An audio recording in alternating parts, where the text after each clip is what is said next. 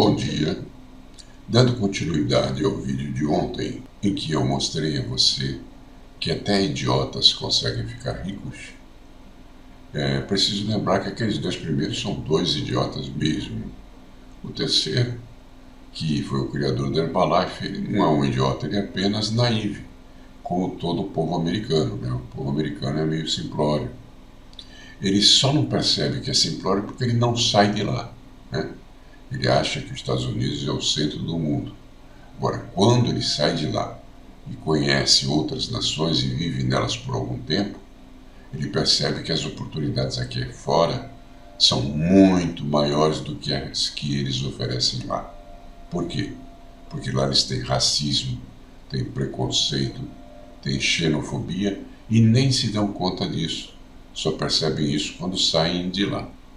E eu acho que a maior idiotice desse mundo é você cultivar racismo, xenofobia, preconceito.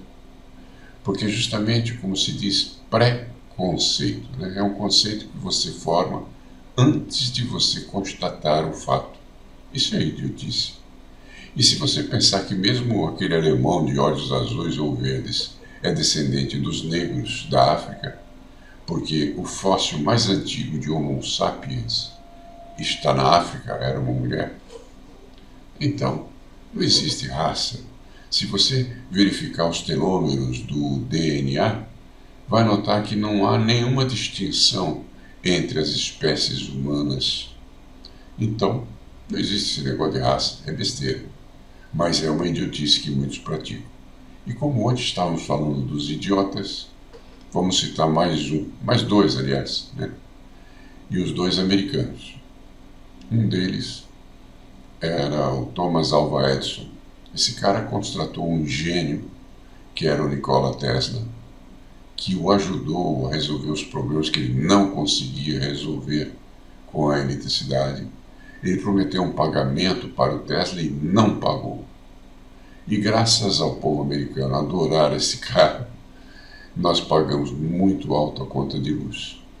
Se nós tivéssemos visto Tesla ser respeitado, nós teríamos toda a energia elétrica gratuita no mundo inteiro. Porque há uma diferença entre a corrente contínua e a corrente alternada. Mas, infelizmente, quem venceu essa batalha foi o Edison. E ele era uma pessoa tão rasa que ele chegou ao ponto de sacrificar um elefante para mostrar o poder da energia elétrica dele, e ele criou a cadeira elétrica, que matou tantas pessoas no mundo, algumas merecidas, com certeza, e outros inocentes, que não conseguiram provar sua inocência antes da execução. Outro americano que eu vou citar é uma pessoa que eu admiro muito, mas que tem certos preconceitos. É o Henry Ford. Talvez você não saiba, o Ford era completamente analfabeto. E tem uma autobiografia dele, entre aspas, porque foi escrita pela irmã dele, ele ditou e ela escreveu, já que ele não sabia escrever. Foi traduzida no Brasil pelo Monteiro Lobato. Esse homem, ele fez um carro para ele mesmo.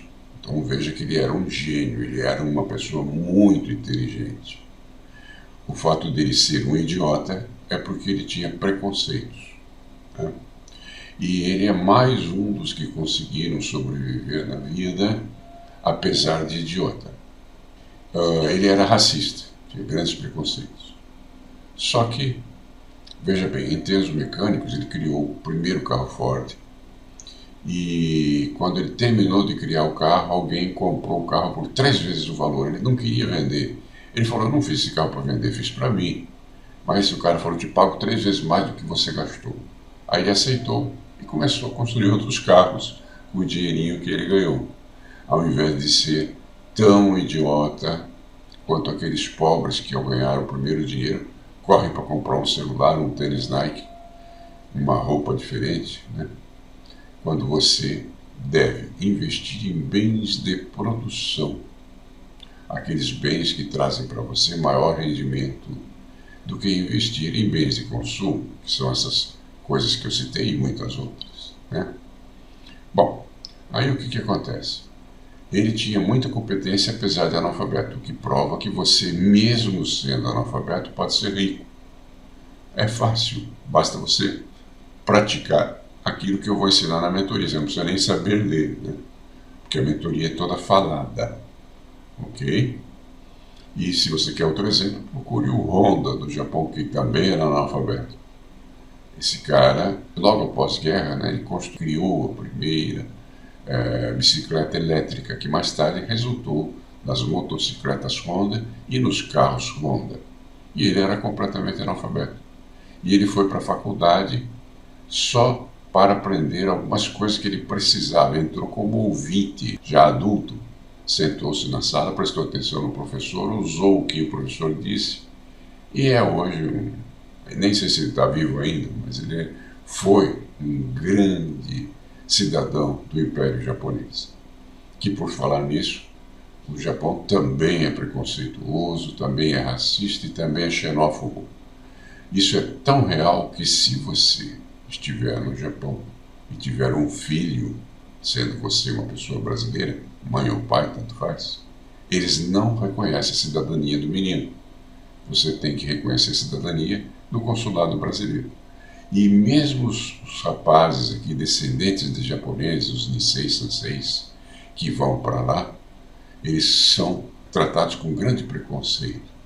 Porque o japonês pensa que se o pai dele veio para o Brasil há décadas atrás, então ele não merece ser tratado com toda a deferência que qualquer ser humano merece, né? Então veja, o preconceito existe para todo lado, o que significa que estamos cercados de idiotas. Mas continuando a história do Forte, ele fez uma coisa extraordinária, que foi a criação da linha de montagem, e isso acelerou o preparo dos carros dele. Outra coisa que ele fez extraordinário é que ele diminuía o preço do carro ano a ano. Cada ano era mais barato o carro dele. E uma amostra do preconceito dele é que ele não aceitava carros de cores diferentes do preto. Ele declarava: você pode ter o teu carro Ford de qualquer cor, desde que seja preto. Bom, aí você tem alguns exemplos do preconceito dele. E ele foi processado, porque a empresa dele ampliou-se muito, começou a existir fábricas em vários continentes.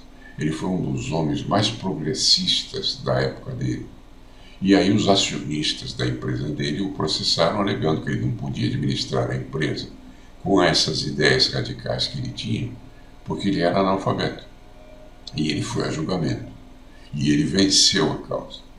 Ele disse ao juiz: sim, eu sou analfabeto, mas eu aperto um botão na minha mesa e trabalham para mim Thomas Alva Edison, e citou outros grandes cientistas americanos.